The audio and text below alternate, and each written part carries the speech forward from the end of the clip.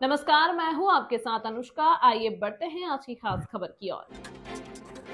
उन्नाव बागरमऊ नगर के संडीला रोड स्थित आर्य centre college में बच्चों के लिए कैरियर काउंसलिंग प्रोग्राम का आयोजन किया गया।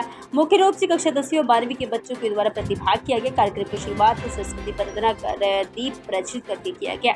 इस अवसर पर काउंसलर के रूप में उपस्थित डिप्टी एसपी श्री अरविंद चौरसिया के द्वारा बच्चों को ये जानकारी प्रदान की गई।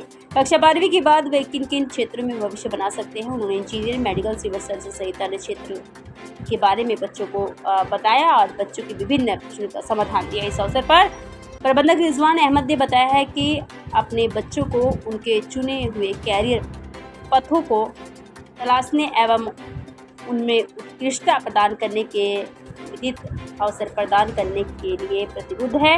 उन्होंने कहा कि इस तरह के कार्यक्रम अमूल्य अंतर्दृश्य और संवाद प्रदान करता है। बच्चों को कैरियर के अपने विकल्पों की और अधिक प्रभावी ढंग से चयन करने का सहायता करते हैं।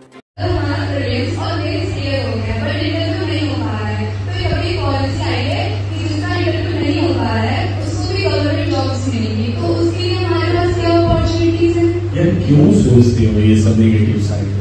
Why? क्योंकि सर लोग ऐसा कहते हैं ना। मत सोचो। Why you can't do this? मैंने कहा है जैसा ब्रेन बनाओगे वैसा बनेगा। बेटा मान लो मेरी बात को, मैं जो चीजें कह रहा हूँ वो सोल वर्ड्स हैं।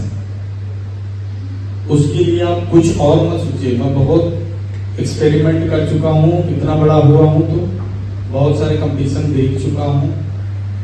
उन सबका निचोड़ बता रहा हूँ कि जैसा तुम ब्रेन अपने को डेवलप कराओगे वैसा ही सब कुछ तुम्हारी personality develop. No luck, no environment, no गरीबी अमीरी, नो रिजर्वेशन, नथिंग।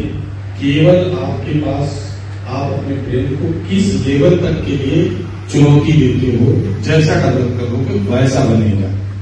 और रही बात पॉलिसी और इन चीजों की, अभी क्यों सोच रही है? हो सकता है वो नसीब में कभी आए ही नहीं।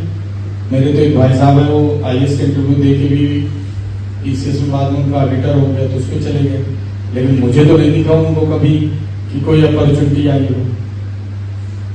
इन सब चीजों में मत जाओ। वो अपॉर्चुनिटी क्या करोगे उसके लिए तो तुम अपने को खुद ही इतना अच्छा ट्रेन कर रही हो, पढ़ रही हो कि तुम कई अपॉर्चुनिटी तुम्हारे सामने, क्यों उनकी उस पर जाओगे? कभी कोई ये ना सोचे कि मैं आईएएस नहीं बन पाया तो मैं ये नहीं कर पाऊंगा। दुनिया का हर आदमी अपनी अपनी फील्ड का मास्टर होता है। बहुत सारे ऐसे बिजनेस टाइकून हैं जिन्होंने कभी आईएएस के कंपटीशन में बैठे ही नहीं और वो आज एक अच्छे लेवल पे हैं। बहुत सारे ऐसे डॉक्टर्स हैं जिनके पास किसी आईएएस से भी ज्यादा हर चीज की फैसिलिटी है। तो ये सब कभी मत सोचना। सब